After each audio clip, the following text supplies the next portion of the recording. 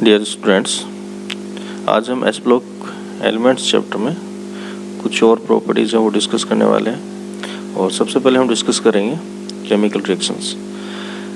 Chemical reactions जो S block elements के द्वारा दी जाती है वो इस बात पर डिपेंड करती है कि इनका जो नेचर है वो किस प्रकार का है।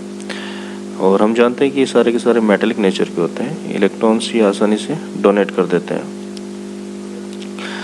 और इसलिए ये स्ट्रॉन्ग रिडक्टेंट की भांति बिहेव करते हैं, व्यवहार करते हैं, प्रबल अपचायक की भांति। अब हम बात करें कि जो एटमॉस्फेरिक जो एयर है उसके साथ ये किस प्रकार से रिएक्शन करते हैं। तो एटमॉस्फेरिक जो एयर होती है उसमें जनरली जो मैक्सिमम जो एस ब्लॉक एलिमेंट्स हैं वो ऑक्सीजन के साथ में जो मेटल ऑक्साइड है वो बनाते हैं। और मेटल ऑक्साइड बनाने के कारण इनकी जो मेटेलिक सरफेस होती है वो टर्निश हो जाती है, मलिन हो जाती है। और कई बार क्या होता है कि जैसे मतलब यदि एटमॉस्फेरिक एयर में बहुत ज़्यादा नमी है तो जो एल्कली मेटल्स हैं या कुछ जो एल्कलाइन अर्थ मेटल्स हैं ये हाईली रिएक्टिव होते हैं ह्यूमिडिटी के प्रति और जो एटमॉस्फेरिक एयर होती है उसके प्रति। तो नमी की उपस्थिति में ये जलने लग जाते हैं, अपने आप जलने लग जाते हैं और काफ़ी मात्रा में जो एनर्जी है वो रिलीज करते हैं।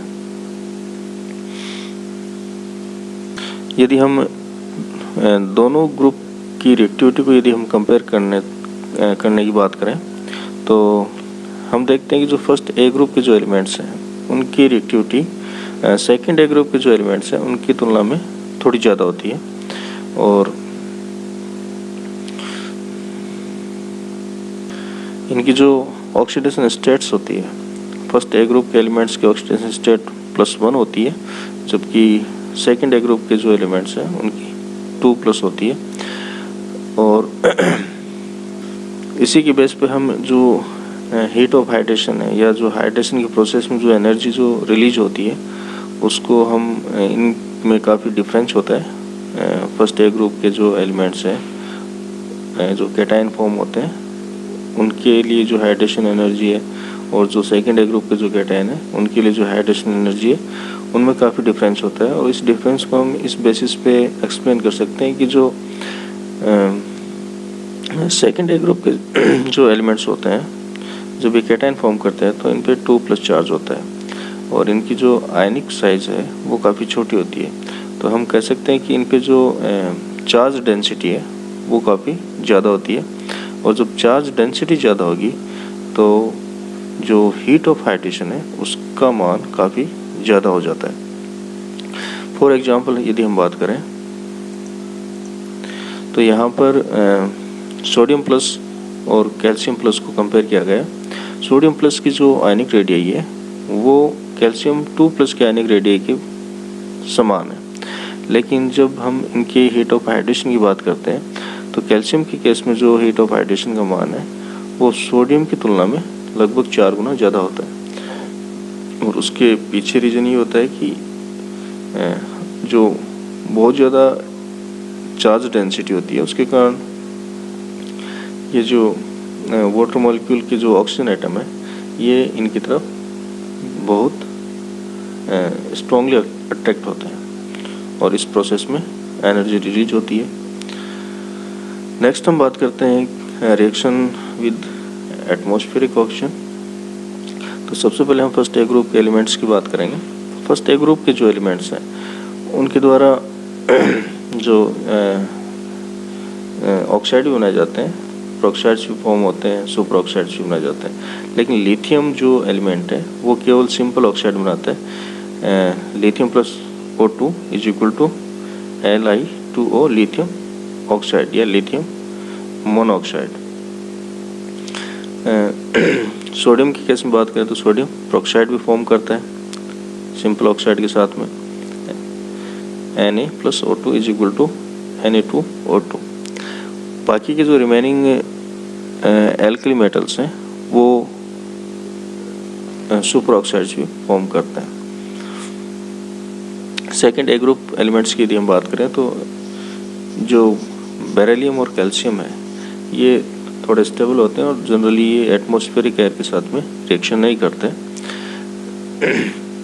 लेकिन जो बाकी के जो एलिमेंट हैं वो एटमॉस्फेरिक एयर के साथ में रिएक्शन करते हैं। और यहाँ पर हम देखें फॉर एग्जांपल, तो जो मैग्नीशियम है ये ऑक्सीजन के साथ रिएक्शन करके मैग्नीशियम ऑक्साइड या सिंपल जो ऑक्साइड है वो फॉर्म करता है।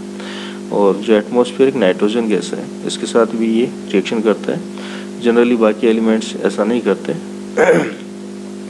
लेकिन ये मैग्नीशियम नाइट्राइड फॉर्म करता है। स्टोनशियम प्रोक्साइड बनाता है। Strontium plus oxygen is equal to strontium peroxide. अब हम बात करते हैं कि जल के साथ इनकी रिएक्शन किस प्रकार से होती है। तो सबसे पहले हम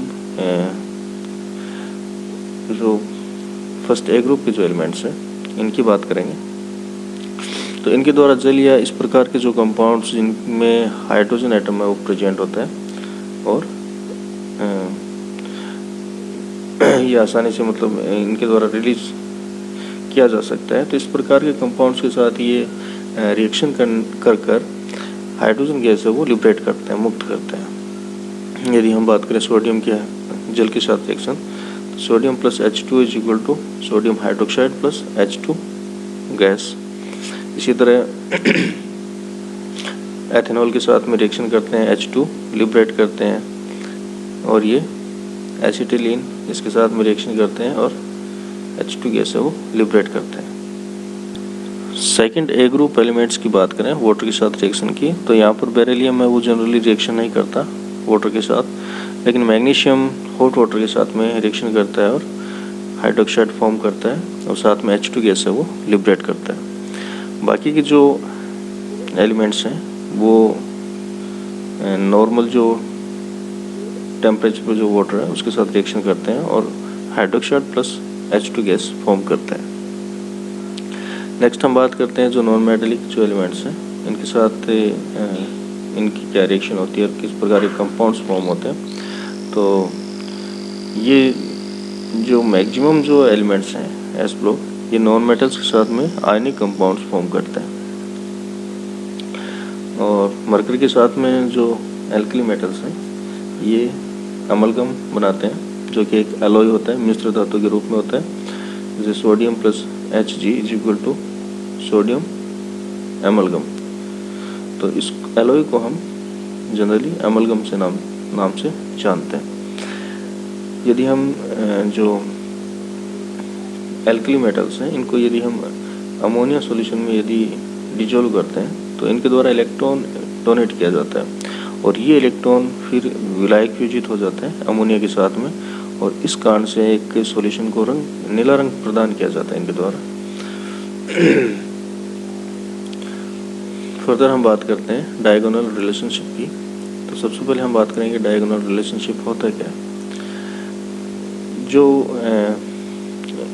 पीरियोडिक टेबल में जो आवर्त होते हैं या पीरियड होते हैं इनमें जो एलिमेंट की जो पोजीशन होती है, स्थिति होती है, वो अपने से जो विकर्ण पर जो स्थित या जिसकी पोजीशन विकर्ण पर है इस प्रकार के एलिमेंट के साथ में ये काफ़ी समानता दर्शाते हैं। और ये सिमिलरिटी शो करने का जो बेसिक जो रीजन होता है वो ये होता है कि इनकी जो परमाणुक त्रिज्या या जो आयनिक त्रिज्या है, एटॉमिक या जो आयनिक रेडियस है, उसका मान ऑलमोस्ट लगभग समान होता है और जो इलेक्ट्रोनेगेटिविटी की जो वैल्यूज़ हैं वो भी इनकी समान होती है। और इस कारण इनकी जो बहुत सी प्रॉपर्टीज हैं वो सिमिलर पाई जाती हैं। तो इससे समानता दर्शाने के कारण हम इनको एक नाम देते हैं, क्योंकि ये डायगोनल पे एक दूसरे के विकर्ण पर स्थित है। तो इस प्रकार के रिलेशनशिप को हम नाम देते हैं डायगोनल रिलेशनशिप। फॉर एग्जाम्पल यदि हम बात करें तो फर्स्ट ए ग्रुप का जो एलिमेंट है लिथियम, ये सेकेंड ए ग्रुप के एलिमेंट मैग्नीशियम के साथ में डायगोनल रिलेशनशिप रखता है। मतलब इनकी जो प्रॉपर्टीज़ है लिथियम और मैग्नीशियम की वो काफ़ी समान होती है। फर्दर हम बात करें सेकेंड ए ग्रुप के बेरिलियम और थर्ड ए ग्रुप के एल्यूमिनियम, तो ये भी एक दूसरे के डायगोनल पे स्थित होते हैं और ये आपस में काफ़ी सिमिलरिटी या समानता वो शो करते हैं। नेक्स्ट हम बात करते हैं boron boron third A group का एलिमेंट है, जबकि ये फोर्थ ए ग्रुप के सिलिकॉन के साथ में डायगोनल रिलेशनशिप रखता है। तो इस प्रकार जो अपने डायगोनल या विकर्ण पर स्थित एलिमेंट के साथ में सिमिलरिटी या समानता दर्शाते हैं, इसको हम विकर्ण संबंध के नाम से जानते हैं। Thank you students.